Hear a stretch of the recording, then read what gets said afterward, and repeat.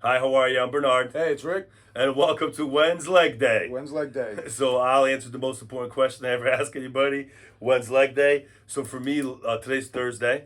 So for me, leg day was 4 days ago on Sunday. So that's when I did legs. Now I may train this evening or this afternoon. I'll see. But yeah, I did legs 4 days ago. When did you do legs, Rick? So I did legs yesterday. When's leg day? So we kind of put that together with Wednesday. So I did yesterday, along with the whole training session, which was much needed today. So yesterday, Yeah. but yeah, it was awesome. Can't wait to Nice. do it again. Yeah, so definitely. And when's your leg day? That's definitely one. When's your leg day? Yeah, when's your leg day? So now moving on. So get this out of the way. So thank you to Workout Once Weekly Fit, Wow Fit, for sponsoring the show and giving us these great shirts. Thank you, outfit. Yeah, and a Wow Fit, nurture your inner warrior. Everybody's got one. Everybody's got one. That's right. So we don't have any old business to talk about, so we'll dive into our trio of questions. So I'm actually gonna start today asking questions. So Rick, how do you handle stress? Very good question. Currently going through something right now, which is part of everybody's life, right? We Yeah. all have stress. But the question is, how do we handle it? I'm gonna go back in time to where I didn't know how to handle it well, and during those times, it was very difficult for me to handle stress because I didn't really know what was the best way to handle them. Yeah. Number one, I think, is to talk about it, right? So I grew up not knowing how to process my feelings and not knowing how to talk about it, how to express them in a positive way, which led to, I believe we talked about in our last episode, the drugs and alcohol and all that. Yeah. All that. So Bottle it basically, up. those are crutches. Yeah, bottle it up. Basically, Bottle it yeah, up. bottle it up. Yeah. Basically, that's just a crutch to get rid of all those emotions, but it's a negative way to get rid of the emotions because you're not really solving anything. You're really just putting a band-aid on it or escaping from reality and hoping things get better. So that's why you might feel good while you're doing it, while you're getting fucked up basically. Yeah, yeah. But then afterwards you don't, nothing's ever resolved. So It's worse actually. Yeah. 'Cause So you were just fucked up for like a day or that's two. it. Yeah. So now you're hurting physically and mentally. So but yeah, so talking is a good way to process things, kind of sort it out, and try to figure out what the best option for trying to resolve a problem is. Just getting that feeling out of you. You can't bottle that stuff up. The way Bernard said, or literally, or within yourself either. Yeah. And also I train. Training, it's another substitute. It used to be, I used to lift the bottle and that stuff, and now I lift my body. So basically, training gives you that rush of those good feel chemicals. You're doing something positive for yourself. You're building on yourself, basically. You're building your body up, and you just overall feel better, and it feels good to feel good. Yeah, it does. So yeah, aside from the soreness, but that kind of pain, if you want to compare it to a hangover, I'll take the soreness any other day. Any day, Yeah. So training's a very positive way to do any kind of like stress relief. That's actually why I trained yesterday. Like I said, I'm going through some stuff currently, and I just need to get a good session in, and just needed to to push myself, and Yeah. I feel a lot better today because of it. And then I also, on top of that, I meditate. Meditation is now a big part of my life. I do it almost every day, depending on if I have the time or whenever I feel the need to. Really, there's no schedule for it. It's kind of just how whenever you feel like you want to get and look within inside yourself and find your own answers within yourself. I mean, that's a good way to do it, to silence the world around you and really get in touch with yourself. Yeah, definitely. So yeah, I mean, those are a few ways that I handle stress. How about you? How do you handle stress? Yeah, so thanks. I'll definitely second all that because we train together. So anyway, That's what we do. so definitely talking it out. And the one thing which I started doing, like maybe I'd done it before, I don't know, but I was going through a lot of stuff. I would say like 2-3 weeks ago. Felt my life was blown up as far as like stress level, like extreme. So just learning. One thing is learning that stress it's not possible to avoid it. That I would say was like one of the biggest things I started doing for stress. Understanding that it's a part of life, understanding that stress is going to occur in the blink of an eye. You could be having the best of the year of your life, and then you could be in a car accident, or anything could happen. Now you have all this stress. So throwing out the fucking avoidant bullshit. Like stress is unavoidable. Period. It's part of life. Yeah. Yeah. Now Absolutely. minimizing stress. Yes, I can definitely say not putting myself in the situations I used to put myself, especially when I was drinking, because that put myself in a lot of stressful situations and made it worse, especially when I sobered up. So, bottling up and all that bullshit. I used to do that too. That's what we talked about, the drugs thing. And I like to call it trauma drama, because a lot of it is just unprocessed trauma that literally festers in you and then comes out in crazy ways which you're not even aware of and whatever. But handling stress, I do the training, I do the talking to the source. So what I mean, like, and I understand it's not possible all the time. However, so if I have an issue with Rick, I won't go to talk to my spouse about it. I may run the idea by her, but I'm not gonna be like, oh, talking about Rick behind his back. What I'm going to do is eventually, I sleep one night on it and then go talk to Rick. He's the source of my stress, and we'll talk to him. So that's huge. Like talking it out, Facing it. Yep. yeah, talking it out with the person that actually causes the stress or whatever. And that's not always possible. I get it, or whatever the relationship is, or sometimes if something happens that's but somebody you don't know, a stranger, you can't go talk to. I get it, but as far as like most of the stress live is caused by people we know. So yeah, that's your environment. Yeah, environment. So talk to the person. Meditating is huge, and one thing that Rick touched upon, which I'm gonna build on that, is it doesn't have to be every day. I realized, I would say maybe like, when did I have my epiphany of like that my nighttime routine was preventing me from having a good night's sleep? You and I talked about it, what, two nights ago? Something like that. Yeah, so I was an extremely regimented person, like extremely, everything was like, regimented, everything had a time, everything just like a machine. And I realized that everything I was doing to help process and alleviate stress was just causing more stress. And literally the moment I stopped doing my nighttime routine, I was sleeping like a baby again. So boom, just understanding and being self-aware enough to understand that if I miss one training session, or when I miss meditation, or when I miss something that's a part of my self-care, it's not the end of the world. It just is what it is. There's going to be more opportunity to do what you did, and just not being so regimented with my self-care, my self-love, like my stress relief practices. That also helped alleviate a lot of the stress, because it's more of like going with the flow instead of trying to force myself into, you need to meditate every day, twice a day for 20 minutes. It's not supposed to be a stressful, stressful event for you. It's supposed to, it's supposed to help you alleviate some of that. And, it's like you said, some of this, all these structures that we have in life, where we have to be at work at a certain time, or certain things have to be done by a certain time. Sometimes it doesn't really translate over to healthcare at all, to self-care pretty much. You are your own self. We're all organic beings. We go through the same type of processes. We get older and stuff like that, and there is no time clock on when certain things should be done. It just you kind of just go with the flow and see how it feels. And I get it. There are like I said, structures in your life with whether it's bills being paid, or time like school classes that you have to take a certain time or whatever. I get all that, but let's leave some of that over there, for that part of your life. Yep. And then, just kind of live a little, give yourself a little bit more of a self-care leash, so you can, feel good about the whole process. Sheviluzui. Yeah, Sheviluzui. That's it. Yeah. Yeah, so definitely. Absolutely. Yeah, definitely. Thanks for jumping in there. Definitely doing that, the regimented. And one thing about stress and everything, it's extremely personal. What I do for my stresses may not be exactly how he does it, even though maybe meditation, I may do it different. He does different time length, guided, not guided, transcendental, all these different types, trance, the chanting, all that. It's all a personal journey. And also, what really helped me alleviate and reduce a lot of stress is not to compare myself to other people, because they're in a different time in their journey or their life, or whatever you want to call it. So that really has helped me just being less regimented, putting less stress on myself, and just being able to talk it out, process it. And then another thing which really helped me with stress is I used to be a person of like, attack it right away. that was me. Ah! Now I'm coming up with more of a rule. If it's something that could be said in one sentence, like if somebody does something that bothers me, I'm just gonna say it and move on. I don't even need an explanation or whatever. I'm just don't carry any of those feelings with you or anything. I'm telling not carrying feelings is huge. So that's what I mean.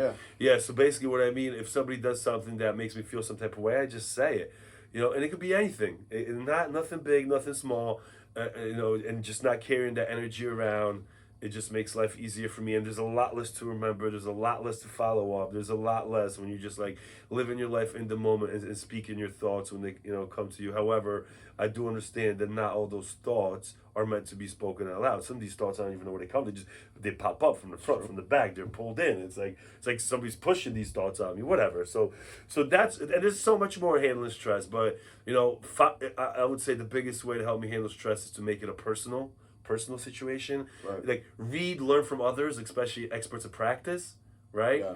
And then make it your own. So that's I do got to say, I want to jump in and say that, so again, if I would take my personal experiences, I never was taught, or I haven't for a long time, for most of my life, taught myself how to handle some of these situations. And I think there are a lot of people out there who probably are in that same boat. And I just will say that there are a bunch of programs out there. There's other, like you said, experts of practice. And yes, these are all, I believe they're all opinions. Now, everybody's got their own. So maybe you take it with a grain of salt. Yep. You can kind of go through each one, find one that you like. Just don't read one and say, well, this is the practice, the common practice for everybody, and that's it. You got to be open-minded about this. Everybody's an individual. Everybody has different, different ideas or different past traumas or anything of that sort. So it's good to try a bunch of different techniques and see what fits you best. You can't just go and take the first one and just say, all right, this is law basically, and only follow one. This universe is huge. There's different ways to help yourself and different energies out there to help you through this journey basically. Definitely. I was actually having an exchange with somebody on Instagram, and that actually came up. Like, they have a program which I'm sure works for them, but like at the same time, I think these programs have literally specific questions that they ask, or things that you go through that may have nothing to do with your situation. Right, absolutely, yeah. So it's like what I can't relate to this. Or, can't relate to it. And then it's extremely, like, it was discouraging for me. So I just literally understood that, like, meditation is a tool, but how you do it is my own personal way of finding out. Training, we both literally kind of train the same. So he may be doing more reps or more or whatever, but like the training principle is the same.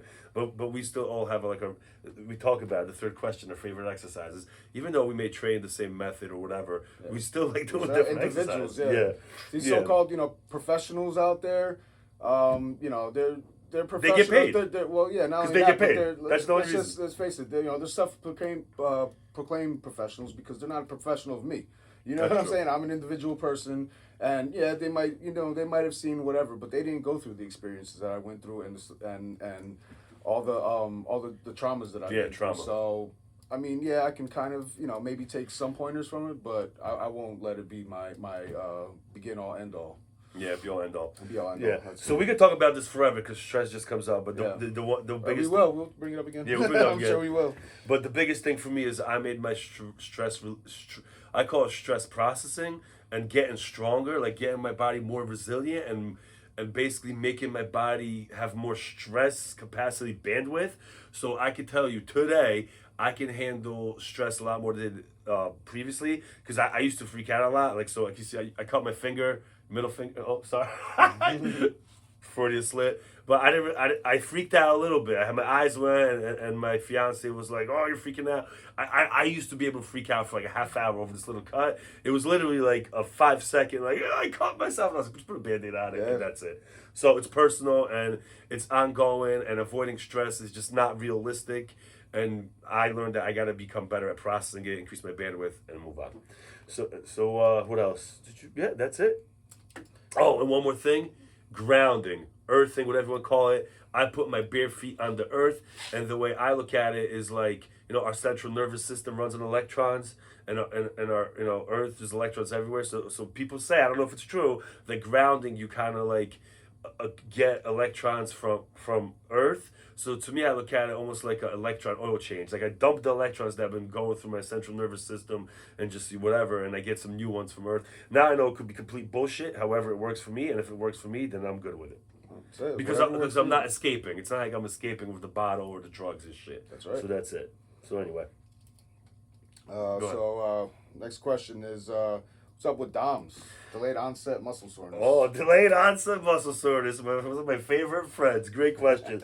So anybody doesn't know, it's called DOMS, delayed onset muscle soreness. So basically when you train, sometimes you're not sore the same day. Sometimes you wake up, you're kind of sore the next day. But the second day, when you get that good session in, or you do exercises, more intensity, or whatever, more load, whatever, you get that delayed onset muscle soreness, and that shit is fucking excruciating, right? It's something that I know that I prepare myself mentally for, right? So it's literally almost like I want to train, however, training has side effects. One of the side effects is DOMS, and now I have to mentally prepare myself that the training is the good part. You break up the muscles, whatever, and then they're going to hurt for a couple of days, and then they're going to heal, and they're not going to hurt. Now, what causes DOMS? I don't know. Some people say it's like micro tears in your muscle, and they need to be repaired. Some people say it's just like the lactic acid buildup or whatever. I don't know what causes it, but all I know is it's a pain that comes, and it really sucks, especially day one or day two could be the worst. And that's what we're talking about, like why people don't do legs. DOMS is one major reason I think people don't do legs, because DOMS prevents you from being comfortable when you got to go to the bathroom. Number two, it's dangerous sometimes walking down steps. If you forget and you're not paying attention, you take that step and then your knee buckles. You got to grab outside. So I think DOMS is the reason, but it's pain. And how I handle DOMS is, I definitely stretch after I work out. And the one thing is, there are like fruits that you could eat. I heard like watermelon, blueberries. So I do that. I have some watermelon, blueberries, but I don't do it the day I train. I do it maybe the next day after I train, because the day I train, I don't want to prevent any inflammation, any DOMS, anything like that by eating these fruits. I want the acute inflammation to run rampant, make my body swell up, look like a blimp, and start healing. But so DOMS, so also go back to DOMS, like massage. I got a massage gun, so I use that. That helps with DOMS. Stretching helps with DOMS for me, and also what really helps is just moving, like walking, chores, like clean the bathroom, doing laundry, just regular stuff that you move, not because I need to exercise, but just regular stuff in your life that helps you move. That also helps with my delayed onset muscle soreness. And I could say I've had delayed onset muscle soreness for like 5-6 days before, especially back in the day when I first started training, or if I did like a killer leg session and I was doing maybe like a PR for squat or something like that, my legs were just done for like 3, 4, 5 days.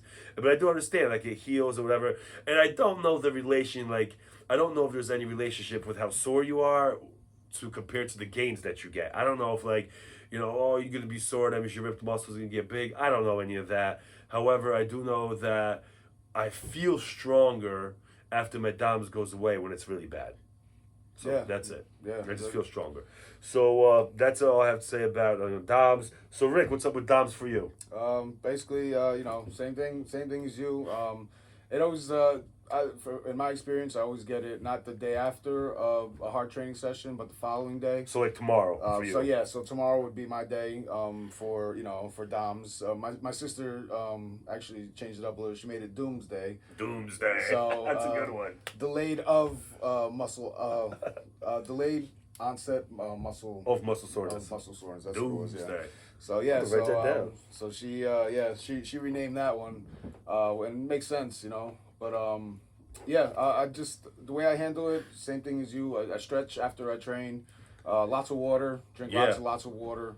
I've recently been going for more walks too. The day after I train and the following day on Doomsday. Doomsday. So I walk, like you said, move around, try to eat some fruit and stuff like that. It's basically all you can really do, you know. It's like you said, it can be dangerous. Dangerous going down the steps, and it hurts going up the stairs. Yeah. You know, especially after a hard leg, Yeah, leg session. Yes. I mean, what else can you do? But in order to grow and get stronger and get bigger, this is part of the process, and I'll take it any day over anything else. You know, any other kind of pain that I've personal pain that I put myself through in the past. You got to be uncomfortable. Get comfortable with being uncomfortable. Yeah, that's it. Yeah, that's it. And the one thing which I'm a mention, which I didn't mention, you said water. Also sleep. When I get more sleep, it helps with my DOMs. It does. When I get more rest, get more sleep. And I would say just eating enough too. Just make sure I have enough, building material and energy to help rebuild my body after I destroyed it. But definitely sleep. Yeah, sleep's a good one too. I have noticed after some hard sessions, the DOMs will wake me up in the middle of the night, briefly, but then I'll end up falling back asleep. But that means at least I was like, I got a good session. Sometimes when you wake up in the middle of the night, your whole body feels like it's getting like literally squeezed in a vice. But that pain only lasts for 2-3 seconds. Yeah. That pain lasts for 2 to 3 seconds, and then it kind of disappears, and then you go back to sleep. So that's it. All right, so that's enough about DOMs or Doomsday. I'm gonna use that one from now on. Doomsday now, yeah. Yep. And now get into one of my favorite questions, not about this body part, but just like exercise. What's your favorite ab exercise? So my favorite ab exercise, I kind of like them all, But if I were to pick one, the ab wheel is something that I just started. I started using recently within the last few months. Wasn't really my thing, but now I actually had to stop for a little bit because my shoulder was bothering me. So, but after my shoulder started feeling better, I got back on it, and really good results. Especially if you can kind of hit everything. If you go straight, you hit all your abs from top to bottom. You kind of put a little bit of a side curve, and you get you hit the obliques. Very good, one of the most effective ones that I've done. And of course, if I'm gonna pick one without equipment, I'm gonna go a regular crunch. You can't beat crunches. No strain on the neck. Just tuck your chin into your chest. Yeah. And you can feel all your muscles firing from top to bottom, all your abs firing. Very good. So how about you? What's your favorite ab exercise? So basically the wheels, the squat of ab exercises. Basically. It's like the king of ab exercise. So definitely the ab wheel, regular ab wheel. I've had plenty of ab wheels. I had like an old school, just regular wheel, the black and yellow or black and red wheel with the thing. I also had wheels with like springs inside and tension, all this stuff. Well, I just prefer a regular ab wheel. I really think I get a good stretch, and I think the ab wheel is real good because you're putting a lot of tension on the negative. Like when you're going down slow, you're literally putting all that negative tension on your abs, and actually I think your whole torso, because you're going like that. So when you're pulling, all your muscle working. But definitely like the ab wheel, I really like that. Can't say enough about it. And the same thing, like you got to be able to do it right, because long time ago, back in the day when I used to do the ab wheel, I used to have like a little pinch in my back. So what I would do is I would just elevate my knees and the pinch went away. But now I don't have the pinch in my back more, and even when my legs, when my knees are level with the ground, the wheel. So that works. So that's what's about that. And then as far as like no equipment, definitely crunches. But the one thing which when I trained on Sunday, I did something new for my abs. I actually did crunches, but I did it on a slight hill. So basically like my head was just a little bit lower than my hips, and I did the crunch and I felt it immediately, like completely different, because like I would say middle back, my shoulder blades, everything gets off the ground. So, and it's not even like a big incline or decline, whatever you want to call it. I don't even know what the degrees is, but it's not that much. But I noticed it. So they're doing the crunches on the decline and the ab wheel. Those are definitely my favorite ab exercises. Awesome, man. It's all good. All good to me too. Those are all good. And now we'll do something we forgot to do in the beginning, which we're supposed to do. Yeah. So definitely, thank you to all the viewers. Appreciate it. Viewers. We're getting double-digit views. We're getting some likes. Thank you. But one thing which we're really proud of is like our subscribers are increasing. So we're gonna clap it up for our subscribers. So thank you for taking the time and energy, clicking that button so you can be alerted when we make a new video. And definitely, as always, if you like what you see, hit the thumbs up. If you want to see more, That like subscribe. And as always, we'd love to hear your comments, love to answer some questions. And really, that's it. So thanks for your time today. Thanks Appreciate again. it. And all you warriors out there, check up on your tribe. Yeah, definitely check up on your tribe and keep grinding. Take care.